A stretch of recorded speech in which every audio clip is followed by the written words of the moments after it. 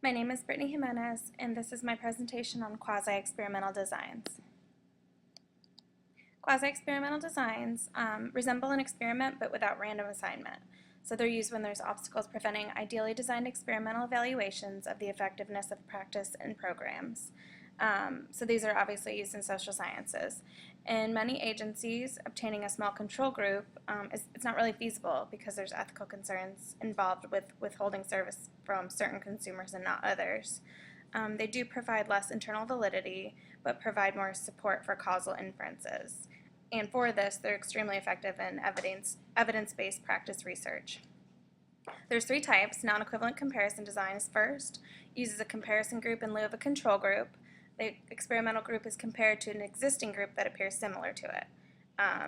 You want to strengthen internal validity as much as possible, so you want to select a comparison group as similar as possible to the experimental group. Two other ways is to do multiple pretests and to switch replications. So you want to administer the same pretest at different points in time before the intervention begins. And then again when to the comparison group after the first post-test. If we replicate results in the second post-test, we can reduce the doubt of selection bias. And then we have simple time series designs and multiple time series designs. So simple is it goes beyond the use of pretests by emphasizing the use of multiple post-tests. So we don't use a comparison group here.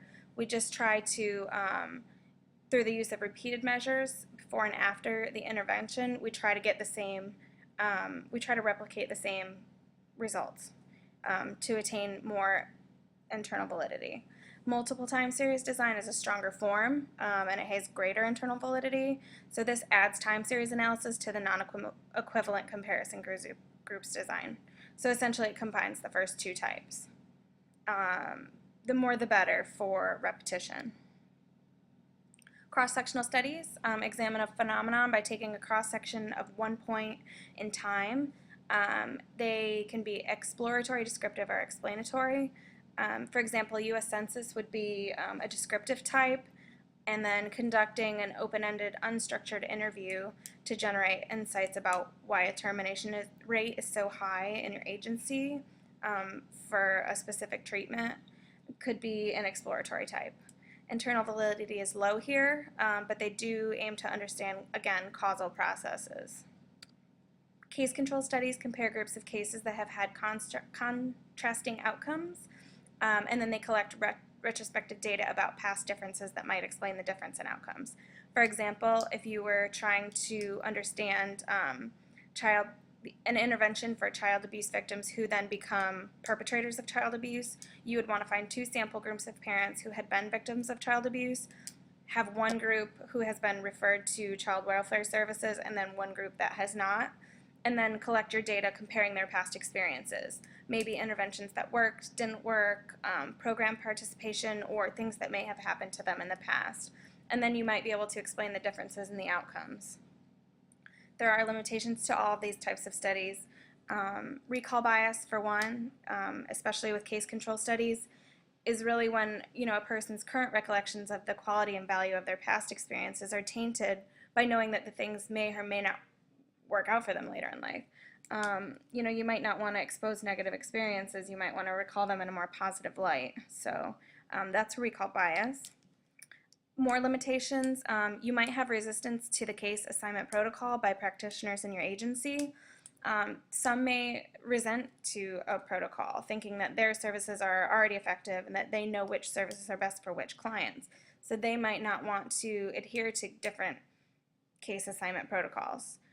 Some things you can do to try to control for this: carefully explain the purpose and nature of the research, make them understand the benefits of it, not just the negativities, provide incentives, pilot test, and have the assignment protocol controlled by a research member, a non-agency member. Intervention fidelity is another limitation, and this is the degree to which the intervention was actually delivered to the client in the way that it was intended.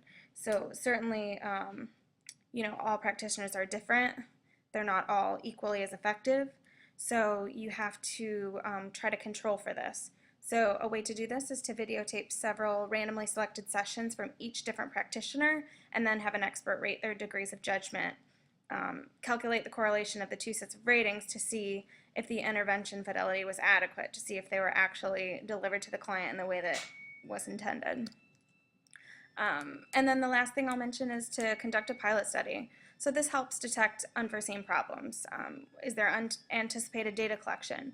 Do staff who initially agreed to your protocol for assigning cases, do they now disagree? Maybe now they understand the process, or they just wanted to seem agreeable at first. Do you have that intervention fidelity? Do you have enough participants? These are just some of the things that a pilot study can control.